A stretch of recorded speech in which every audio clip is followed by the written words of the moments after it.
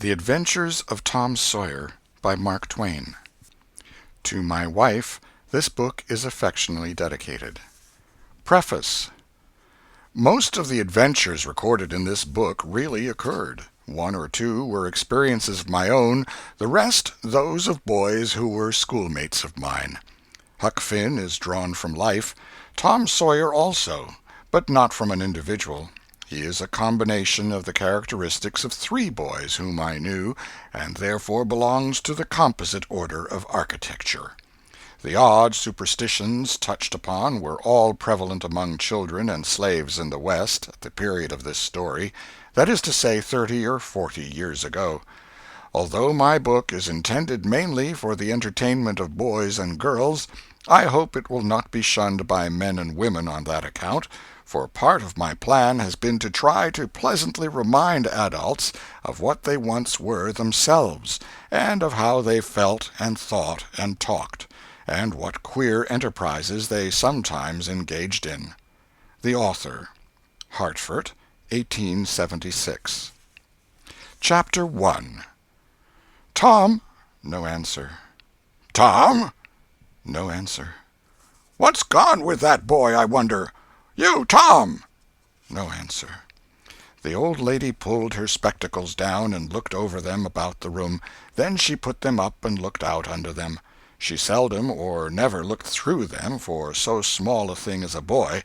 They were her state pair, the pride of her heart, and were built for style, not service. She could have seen through a pair of stove-lids just as well. She looked perplexed for a moment, and then said, not fiercely, but still loud enough for the furniture to hear, "Well, I lay if I get hold of you, I'll—" She did not finish, for by this time she was bending down and punching under the bed with a broom, and so she needed breath to punctuate the punches with. She resurrected nothing but the cat. "I never see the beat of that boy." She went to the open door and stood in it, and looked out among the tomato vines and jimpson weeds that constituted the garden. No Tom. So she lifted up her voice at an angle calculated for distance, and shouted, "You, Tom!" There was a slight noise behind her, and she turned just in time to seize a small boy by the slack of his roundabout and arrest his flight. "There! I might 'a' thought of that closet. What you been doing in there?" "Nothing." "Nothing? Look at your hands, and look at your mouth. What is that truck?" "I don't know, Aunt." "Well, I know. It's jam, that's what it is. 40 times I've said if you didn't let that jam alone I'll skin you. Hand me that switch." The switch hovered in the air. The peril was desperate. "My, look behind you, Aunt!" The old lady whirled round and snatched her skirts out of danger.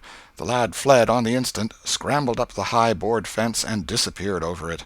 His Aunt Polly stood surprised a moment, and then broke into a gentle laugh. "Hang that boy! Can't I never learn anything? Ain't he played me tricks enough like that for me to be looking out for him by this time? But old fools is the biggest fools there is. Can't learn an old dog new tricks, as the saying is.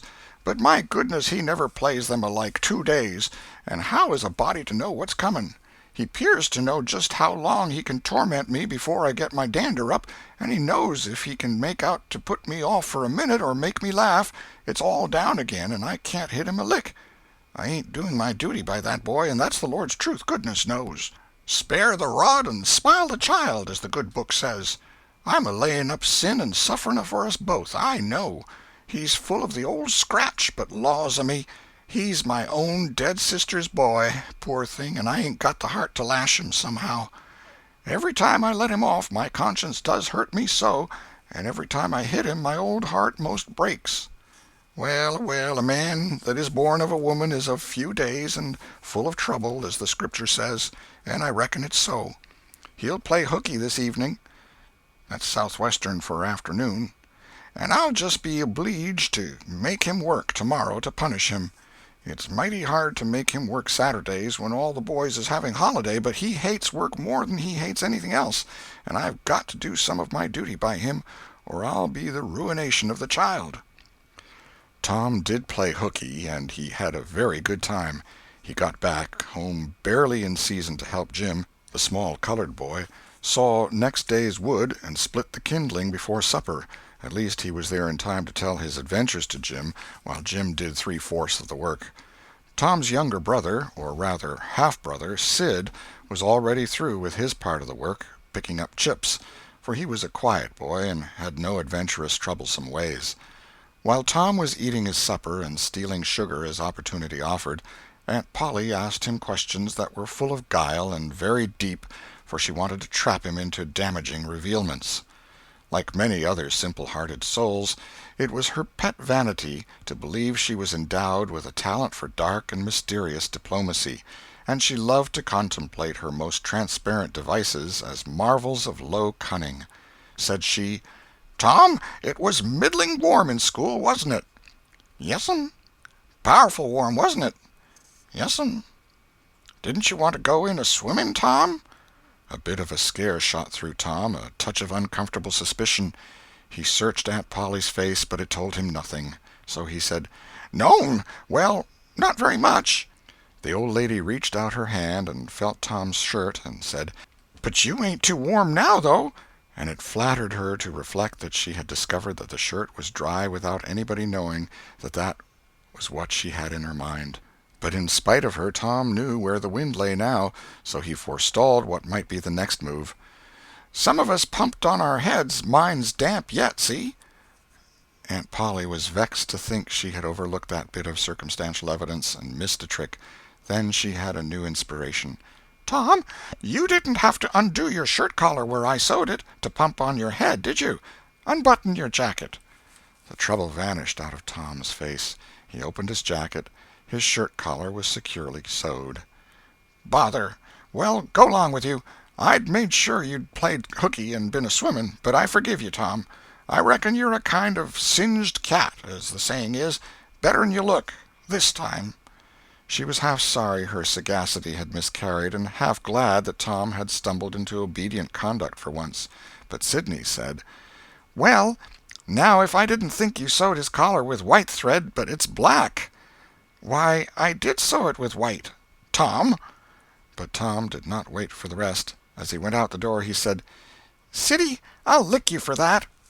In a safe place, Tom examined two large needles, which were thrust into the lapels of his jacket, and had thread bound about them. One needle carried white thread, and the other black. He said, "She'd never noticed if it hadn't been for Sid. Confound it! Sometimes she sews it with white, and sometimes she sews it with black. I wish to Jiminy she'd stick to one or t'other. I can't keep the run of 'em. But I bet I'll learn Sid for that. I'll learn him." He was not the model boy of the village. He knew the model boy very well, though, and loathed him. Within 2 minutes, or even less, he had forgotten all his troubles. Not because his troubles were one whit less heavy and bitter to him than a man's are to a man, but because a new and powerful interest bore them down and drove them out of his mind for the time, just as men's misfortunes are forgotten in the excitement of new enterprises. This new interest was a valued novelty in whistling, which he had just acquired from a negro, and he was suffering to practice it undisturbed. It consisted in a peculiar bird-like turn, a sort of liquid warble, produced by touching the tongue to the roof of the mouth at short intervals in the midst of the music. The reader probably remembers how to do it, if he has ever been a boy. Diligence and attention soon gave him the knack of it, and he strode down the street with his mouth full of harmony and his soul full of gratitude. He felt much as an astronomer feels who has discovered a new planet. No doubt, as far as strong, deep, unalloyed pleasure is concerned, the advantage was with the boy, not the astronomer. The summer evenings were long. It was not dark yet. Presently Tom checked his whistle. A stranger was before him, a boy a shade larger than himself. A newcomer of any age or either sex was an impressive curiosity in the poor little shabby village of St. Petersburg. This boy was well dressed, too, well dressed on a weekday. This was simply astounding. His cap was a dainty thing, his close-buttoned blue cloth roundabout was new and natty, and so were his pantaloons. He had shoes on, and it was only Friday. He even wore a necktie, a bright bit of ribbon. He had a citified air about him that ate into Tom's vitals. The more Tom stared at the splendid marvel, the higher he turned up his nose at his finery and the shabbier and shabbier his own outfit seemed to him to grow. Neither boy spoke. If one moved, the other moved, but only sidewise, in a circle. They kept face to face and eye to eye all the time. Finally Tom said, "I can lick you." "I'd like to see you try it." "Well, I can do it." "No, you can't either." "Yes, I can." "No, you can't." "I can." "You can't." Can't." An uncomfortable pause. Then Tom said, "What's your name?" "'Tisn't any of your business, maybe." "Well, I 'low I'll make it my business." "Well, why don't you?" "If you say much, I will." "Much, much, much. There now." "Oh, you think you're mighty smart, don't you? I could lick you with one hand tied behind me if I wanted to." "Well, why don't you do it? You say you can do it." "Well, I will, if you fool with me." "Oh, yes, I've seen whole families in the same fix." "Smarty, you think you're some, now, don't you? Oh, what a hat!" "You can lump that hat if you don't like it. I dare you to knock it off, and anybody that'll take a dare will suck eggs." "You're a liar." "You're another." "You're a fighting liar and doesn't take it up." "Ah, take a walk." "Say, if you give me much more of your sass, I'll take and bounce a rock off'n your head." "Oh, of course you will." "Well, I will." "Well, why don't you do it, then? Why do you keep saying you will, for? Why don't you do it?" "It's because you're afraid." "I ain't afraid." "You are." "I ain't." "You are." Another pause, and more eyeing and sidling around each other. Presently they were shoulder to shoulder. Tom said, "Get away from me." "Go away yourself." "I won't." "Well, I won't either." So they stood, each with a foot placed at an angle as a brace, and both shoving with might and main and glowering at each other with hate. But neither could get an advantage. After struggling till both were hot and flushed, each relaxed his strain with watchful caution, and Tom said, "You're a coward and a pup. I'll tell my big brother on you, and he can thrash you with his little finger, and I'll make him do it, too." "What do I care for your big brother? I've got a brother that's bigger than he is, and what's more, he can throw him over that fence, too." Both brothers were imaginary. "That's a lie." "Your saying so doesn't make it so." Tom drew a line in the dust with his big toe and said, "I dare you to step over that, and I'll lick you till you can't stand up. Anybody that'll take a dare will steal sheep."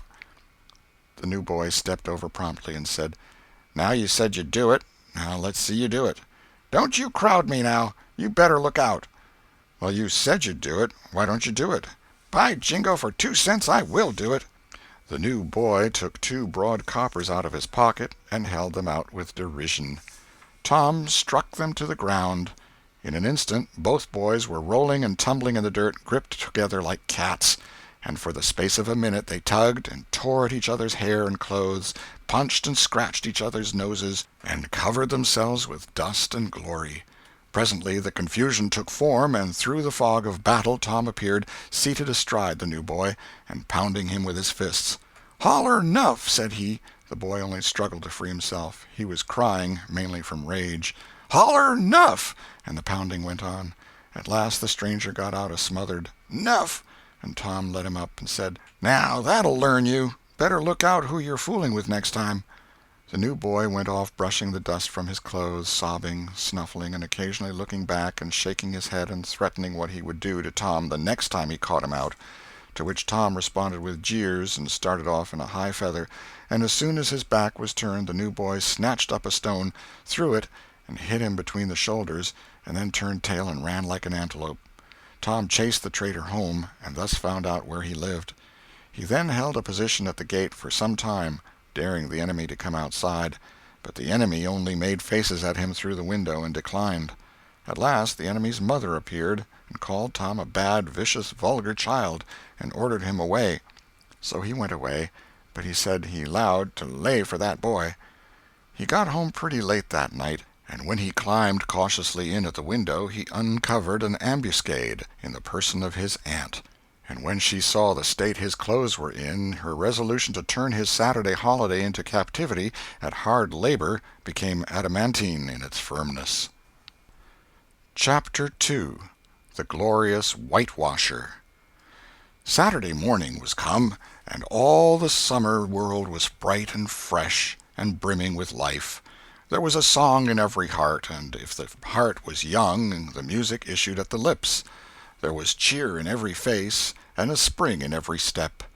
The locust trees were in bloom, and the fragrance of the blossoms filled the air. Cardiff Hill, beyond the village and above it, was green with vegetation, and it lay just far enough away to seem a delectable land, dreamy, reposeful, and inviting. Tom appeared on the sidewalk with a bucket of whitewash and a long-handled brush. He surveyed the fence, and all gladness left him, and a deep melancholy settled down upon his spirit. 30 yards of board fence 9 feet high. Life to him seemed hollow, and existence but a burden. Sighing, he dipped his brush and passed it along the topmost plank, repeated the operation, did it again, compared the insignificant whitewashed streak with the far-reaching continent of unwhitewashed fence, and sat down on a tree-box discouraged. Jim came skipping out at the gate with a tin pail and singing "Buffalo Gals." Bringing water from the town pump had always been hateful work in Tom's eyes before, but now it did not strike him so. He remembered that there was company at the pump. White, mulatto, and negro boys and girls were always there waiting their turns, resting, trading playthings, quarreling, fighting, skylarking. And he remembered that although the pump was only 150 yards off, Jim never got back with a bucket of water under an hour, and even then somebody generally had to go after him. Tom said, "Say, Jim, I'll fetch the water if you'll whitewash some." Jim shook his head and said, "Can't, Mars Tom. Old missus, she told me I got to go and get dis water and stop fooling around with anybody. She say she 'spect Mars Tom gwine to ax me to whitewash, and so she told me to go 'long and tend to my own business. She 'lowed she'd tend to whitewashing." "Oh, never mind what she said, Jim. That's the way she always talks. Gimme the bucket. I won't be gone only a minute. She won't ever know." "Oh, I dasn't, Mars Tom. Old missus she'd take and tar de head off'n me. 'Deed she would." She never licks anybody. Whacks 'em over the head with her thimble, and who cares for that, I'd like to know. She talks awful, but talk don't hurt. Anyways, it don't if she don't cry. Jim, I'll give you a marvel. I'll give you a white alley." Jim began to waver. "White alley, Jim, and it's a bully taw." "My, that's a mighty gay marvel, I tell you. But, Mars Tom, I's powerful 'fraid of old missus. And besides, if you will, I'll show you my sore toe." Jim was only human. This attraction was too much for him. He put down his pail, took the white alley, and bent over the toe with absorbing interest while the bandage was being unwound.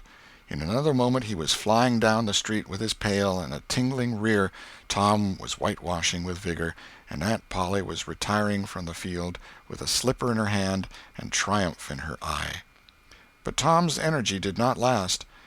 He began to think of the fun he had planned for this day, and his sorrows multiplied. Soon the free boys would come tripping along on all sorts of delicious expeditions, and they would make a world of fun of him for having to work. The very thought of it burnt him like fire. He got out his worldly wealth and examined it. Bits of toys, marbles, and trash. Enough to buy an exchange of work, maybe, but not half enough to buy so much as half an hour of pure freedom. So he returned his straitened means to his pocket and gave up the idea of trying to buy the boys. At this dark and hopeless moment an inspiration burst upon him, nothing less than a great, magnificent inspiration. He took up his brush and went tranquilly to work. Ben Rogers hove in sight presently, the very boy of all boys, whose ridicule he had been dreading. Ben's gait was the hop, skip, and jump, proof enough that his heart was light and his anticipations high. He was eating an apple, and giving a long, melodious whoop at intervals, followed by a deep-toned ding-dong-dong, ding-dong-dong, for he was personating a steamboat. As he drew near, he slackened speed, took the middle of the road, leaned far over to starboard, and rounded to, ponderously and with laborious pomp and circumstance, for he was personating the big Missouri, and considered himself to be drawing 9 feet of water. He was boat and captain and engine bells combined, so he had to imagine himself standing on his own hurricane deck giving the orders and executing them. "Stop her, sir! ting-a-ling-a-ling. The headway ran almost out, and he drew up slowly towards the sidewalk. Ship up to back, ting-a-ling-a-ling. His arms straightened and stiffened down his sides. Set her back on the starboard, ting-a-ling-a-ling. Chow, chow, chow, chow. His right hand, meantime, described stately circles, for it was representing a 40-foot wheel. Let her go back on the larboard, ting-a-ling-a-ling. Chow, chow, chow. The left hand began to describe circles. Stop the starboard, ting-a-ling-ling. Stop the larboard. Come ahead on the starboard. Stop her. Let her outside, turn her over slow. Ting-a-ling. Chow, chow, chow. Get out that headline. Lively now. Come out of there with your spring line. What are you about there? Take up a turn in that stump with the bright of it. Stand by that stage. Now let her go. Done with the engine, sir. Ting-a-ling-ling. Sht, sht, sht. Trying the gauge cocks. Tom went on whitewashing, paid no attention to the steamboat. Ben stared a moment and then said, Hi-yi, you're up a stump, ain't you? No answer. Tom surveyed his last touch with the eye of an artist. Then he gave his brush another gentle sweep and surveyed the result as before. Ben ranged up alongside of him. Tom's mouth watered for the apple, but he stuck to his work. Ben said, Hello, old chap. You got to work, eh? Tom wheeled suddenly and said, Why, it's you, Ben. I weren't noticing. Say, I'm going in a-swimming. I am. Don't you wish you could? But of course you'd rather work, wouldn't you? Of course you would. Tom contemplated the boy a bit and said, What do you call work? Why, ain't that work? Tom resumed his whitewashing and answered carelessly, Well, maybe it is and maybe it ain't. All I know is it suits Tom Sawyer. Oh, come now, you don't mean to let on that like you like that. The brush continued to move. Like it? Well, I don't see why I oughtn't to like it. Does a boy get a chance to whitewash a fence every day? That put the thing in a new light. Ben stopped nibbling his apple. Tom swept his brush daintily back and forth, stepped back to note the effect, added a touch here and there, criticized the effect again. Ben, watching every move and getting more and more interested, more and more absorbed. Presently he said, Say, Tom, let me whitewash a little. Tom considered, was about to consent, but he altered his mind. No, I reckon it wouldn't hardly do, Ben. You see, Aunt Polly's awful particular about this fence, right here on the street, you know. But if it was the back fence, I wouldn't mind, and she wouldn't. Yes, she's awful particular about this fence. It's got to be done very careful. I reckon there ain't one boy in 1,000, maybe 2,000, that can do it the way it's got to be done. No, is that so? Oh, come now, let me just try. Only just a little. I'd let you if you was me, Tom. Ben, I'd like to, honest Injun, but Aunt Polly, well, Jim wanted to do it, but she wouldn't let him. Sid wanted to do it, and she wouldn't let Sid. Now, don't you see how I'm fixed? If you was to tackle this fence and anything was to happen to it, oh, shucks, I'll be just as careful. Now let me try. Say, I'll give you the core of my apple. Well, here. No, Ben, no, now don't. I'm afeard. I'll give you all of it. Tom gave up the brush with reluctance in his face, but alacrity in his heart. And while the late steamer Big Missouri worked and sweated in the sun, the retired artist sat on a barrel in the shade close by, dangled his legs, munched his apple, and planned the slaughter of more innocents. There was no lack of material. Boys happened along every little while. They came to jeer, but remained to whitewash. By the time Ben was fagged out, Tom had traded the next chance to Billy Fisher for a kite in good repair, and when he played out, Johnny Miller bought in for a dead rat and a string to swing it with, and so on, hour after hour. And when the middle of the afternoon came, from being a poor poverty-stricken boy in the morning, Tom was literally rolling in wealth. He had, beside the things before mentioned, 12 marbles, part of a jew's harp, a piece of blue bottle glass to look through, a spool cannon, a key that wouldn't unlock anything, a fragment of chalk, a glass stopper of a decanter, a tin soldier, a couple of tadpoles, 6 firecrackers, a kitten with only one eye, a brass doorknob, a dog collar, but no dog, the handle of a knife, 4 pieces of orange peel, and a dilapidated old window-sash. He had had a nice, good, idle time all the while, plenty of company, and the fence had had 3 coats of whitewash on it. If he hadn't run out of whitewash, he would have bankrupted every boy in the village. Tom said to himself that it was not such a hollow world after all. He had discovered a great law of human action without knowing it, namely, that in order to make a man or boy covet a thing, it is only necessary to make the thing difficult to attain. If he had been a great and wise philosopher, like the writer of this book, he would now have comprehended that work consists of whatever a body is obliged to do, and that play consists of whatever a body is not obliged to do. And this would help him to understand why constructing artificial flowers or performing on a treadmill is work, while rolling 10-pins or climbing Mont Blanc is only amusement. There are wealthy gentlemen in England who drive 4-horse passenger coaches 20 or 30 miles on a daily line in the summer because the privilege costs them considerable money. But if they were offered wages for the service, that would turn it into work, and then they would resign. The boy mused a while over the substantial change which had taken place in his worldly circumstances, and then wended toward headquarters to report. The end of Chapter 2.